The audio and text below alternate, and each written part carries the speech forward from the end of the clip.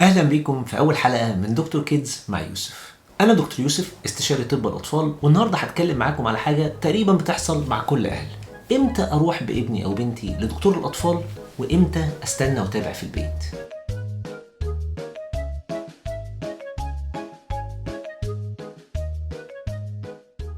كتير من الأهل بيقلقوا لما طفلهم يسخن أو يكح أو يرفض الأكل، وده طبيعي جدا، ولكن في علامات معينة محتاجة تدخل طبي فورا. في الحلقة دي إن شاء الله هنتعلم مع بعض إيه العلامات اللي أنا محتاج أعرفها ومحتاجة مني إن أروح لدكتور الأطفال فورا وما ينفعش إني أتجاهلها. قبل ما ندخل على علامات الخطر خلينا اطمنكم شويه ان مش كل عرض بيظهر على الطفل هو عرض مرعب. يعني مثلا حراره بسيطه اقل من 38.5 في طفل اكبر من 6 شهور ممكن تكون ناتجه عن دور برد او عن تطعيم مثلا او عن دور تلبك معوي. كحه بسيطه بدون نهجان او صفير او ضيق في التنفس برضو ممكن تكون نزله برد. اسهال خفيف بدون مخاط او بدون دم ممكن يكون ناتج عن بعض الاطعمه او بعض الفيروسات البسيطه. ولكن خلينا نعرف ايه الفرق، لان ساعات اعراض بسيطه بتتحول لحاجات كبيره والعكس صحيح. بس المفتاح انك تفهم جسم ابنك او بنتك وتعرف امتى تطلب المساعده.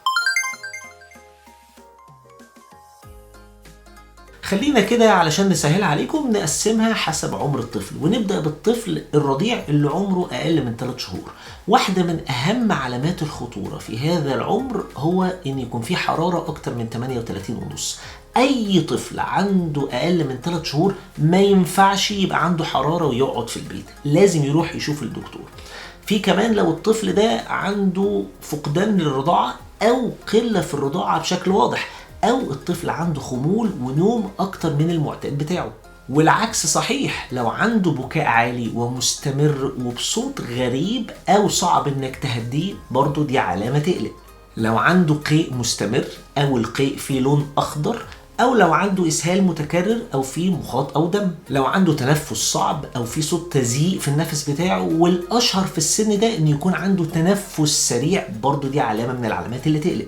أو لو الطفل أخيرا عنده زرقة في الشفايف أو في الجلد أو عنده طفح جلدي بينتشر بسرعة، دي علامات تخلينا نطلب المساعدة الطبية فورا. طب لو الطفل بقى أكبر شوية ركز معايا على العلامات دي. لو في حرارة عالية مستمرة أكتر من 3 أيام وما بتتحسنش، أو لو في كحة مستمرة أكتر من أسبوع وما بتتحسنش، أو لو في ضيق في التنفس أو صوت تزييق في التنفس، برضو دي من العلامات اللي تستدعي إنك تستشير الطبيب. القيء في السن ده مش أي قيء يستدعي إنك تشوف الطبيب، ولكن لو القيء مستمر مع كل أكلة أو كل شرب وبيمنع الطفل إنه يحصل على السوائل الكافية، دي علامة مهمة.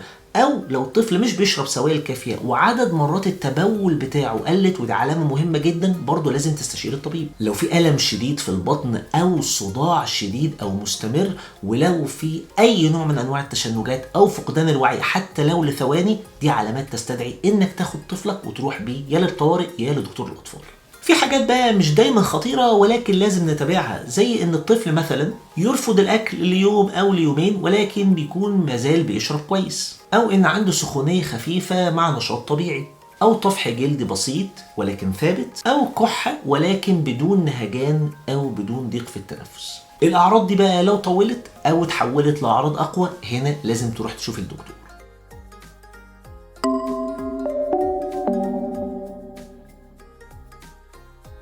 هنا بقى علشان نوصل للخلاصة عندي قاعدة مهمة جدا جدا احفظها، ولو دي اللي انت طلعت بيها من الحلقة يبقى كفاية جدا.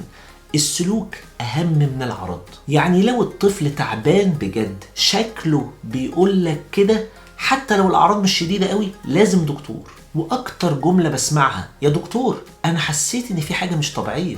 ثقة الأم أو الأب في إحساسهم مهمة جدا. لو عندك إحساس إن في حاجة مش تمام اسمعه، لأن في الآخر مفيش مانع إنك تسأل الدكتور حتى لو طلع الموضوع بسيط. لو الحلقة دي عجبتك ما تنساش تعمل لايك وتعمل سبسكرايب أو اشتراك في القناة وتفعل زر الجرس علشان يجيلك إن شاء الله إشعار الحلقات الجديدة. واكتب لي في التعليقات إيه أكتر موقف حصل لك وحسيت فيه فعلا إنك محتاج الدكتور. وبرضه سيبولي في التعليقات أي موضوع أو أي سؤال تحبوا إن أنا أتكلم فيه إن شاء الله في الحلقات اللي جاية. أنا دكتور يوسف، دي قناة دكتور كيدز، أشوفكم على خير.